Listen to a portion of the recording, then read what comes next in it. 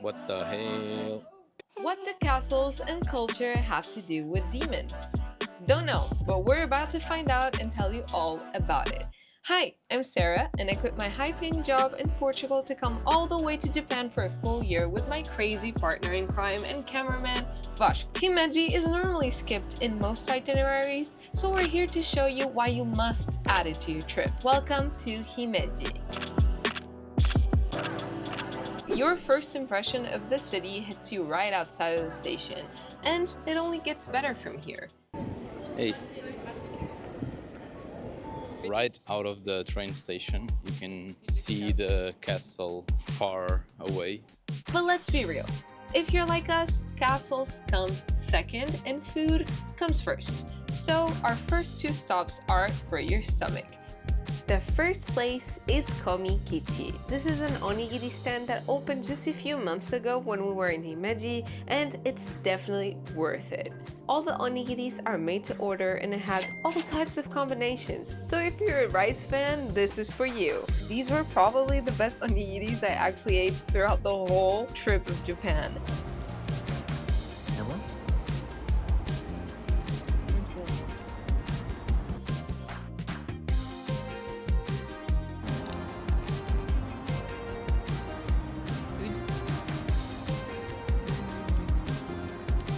But you know that no meal is complete without a sweet. So spot number 2 you can't miss is this taiyaki stand here. Vasco wants something sweet because Vasco is Vasco. And I will just join in because I'm a good wife. Taiyaki are so good, especially the uncle ones.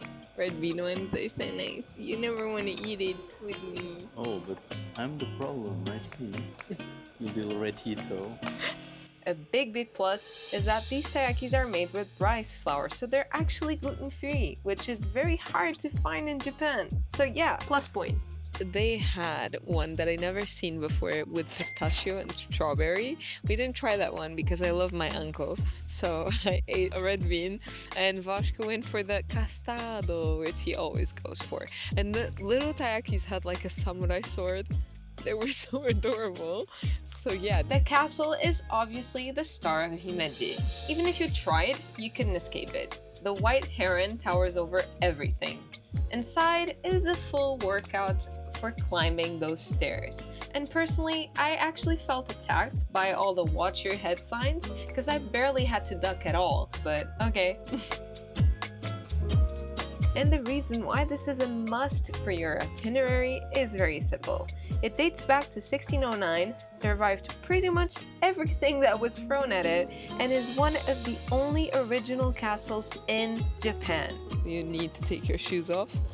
But yeah, we bought a ticket that is a combo ticket with the Himeji Castle and the garden that is basically next to the castle, so we're going to the garden now, which is peaceful and scenic, and it's absolutely part of the Himeji starter pack. It's a perfect break before heading back into the city for some souvenir shopping. And this garden is also a culture gem. It's one of 9 Edo-style gardens in Japan. The ticket for the garden itself is around 320 yen per adult.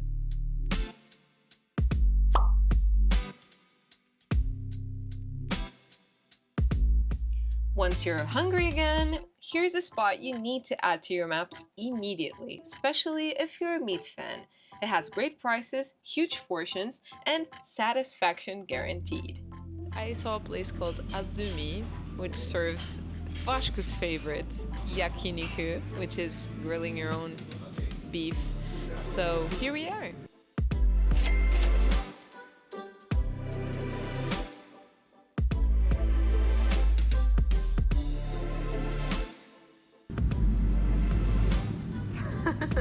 But if you thought that Himeji couldn't get better, think again. Because just about 30 minutes by train from here, you'll find a place that feels like stepping into a book of Japanese folklore. Oh hi, welcome to Fukusaki, the Yokai Village, and today our mission is to find all the yokai in this village, plus to get the layered stamp. And we're gonna go by foot, so it's gonna be a cardio day today. Wish us luck. The first thing you need to do when you come here is go to the information center because Yeah, you can't really film inside or do anything inside, but you don't need to because you just need to use your eyes to see cool stuff. But there is a layered stamp. They give you a whole sheet of all the places you can get all the stamps, which of course are all yokai places. First thing you see is a famous kappa coming to greet you and say, "Welcome to Fukusaki." The information center has nice books about the yokai, about the history of yokai in Japanese folklore. Of course, here the kappa is maybe the most famous one, but you have oni, you have other yokai as well that you probably know. Here in Fukusaki, you don't just read about yokai, you hunt for them. And the town has scattered 23 yokai statues and benches all around its streets, and your mission is to find them all with us.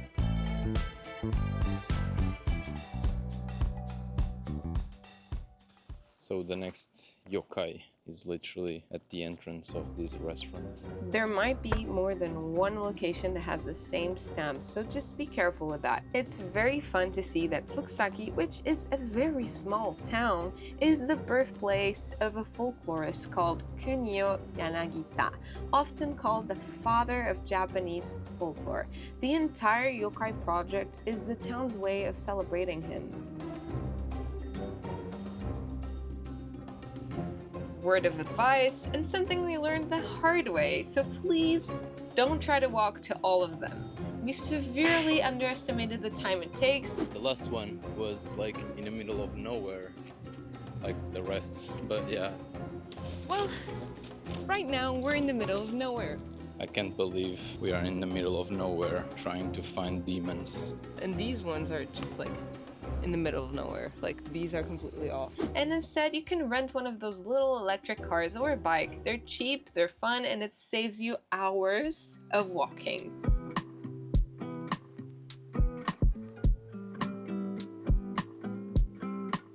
Many of the cafes with yokai benches or restaurants also sell little snacks or sweets themed after the creatures, so it's a perfect excuse to rest and recharge.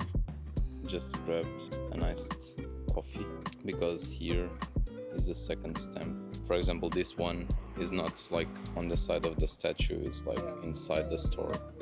The next yokai is one at a family mart, so we're gonna grab something to eat there. Yeah, because I'm starving. Sarah supposedly saw in the map that there's a kombini. But yeah, we are walking for more than an hour at this point. Yokai, yeah. This one is ugly as f***. Also, make sure that you check out in all the tourist information centers or even the konbinis like the Lawson Family Mart for any yokai merch, including the amazing gachapons.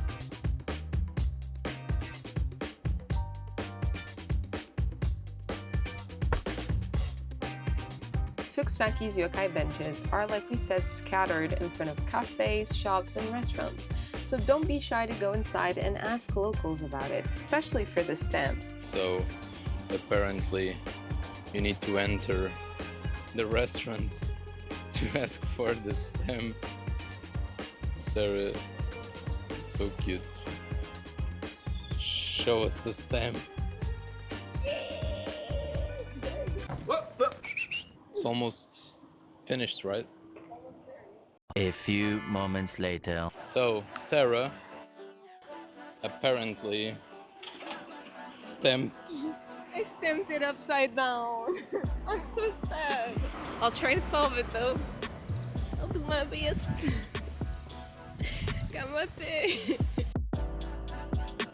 Locals told us actually during our time here that they sometimes treat the yokai like mascots. Kids even give them names or seasonal decorations. It's really fun.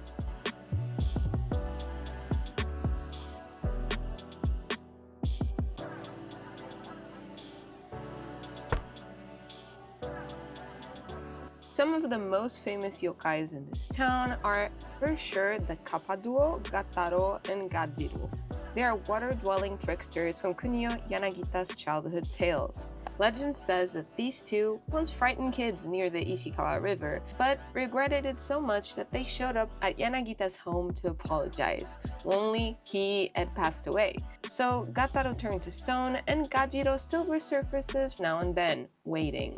Fun fact that we actually uncovered, kappa like Gajiro and Kataro are actually obsessed with cucumbers. In fact, cucumber sushi rolls are still called kappamaki in Japan.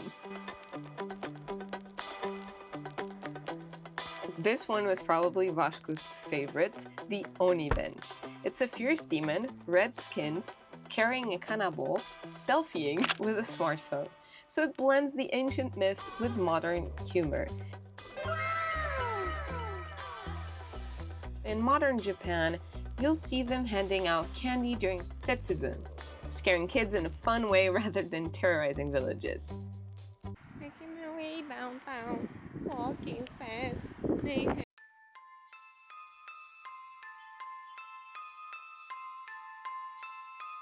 This place is called Tsuji Kawayama Park, where a mechanical yokai Gajiro pops up out of the pond at regular intervals. Kataro stands onshore, frozen. Gajiro meanwhile lurks beneath the pond surface, rising on the hour like clockwork from 9 a.m. to 6 p.m. Near this kappa, you also have a flying tengu. The long-nosed tricksters were blamed for making people get lost in a mountain. In Fukusaki though, one hangs upside down from a hut, with a doriyaki snack in hand. So they're actually super fun.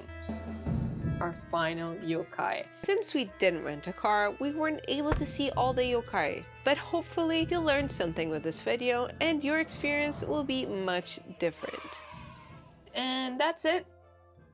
Bye! Shinkansen.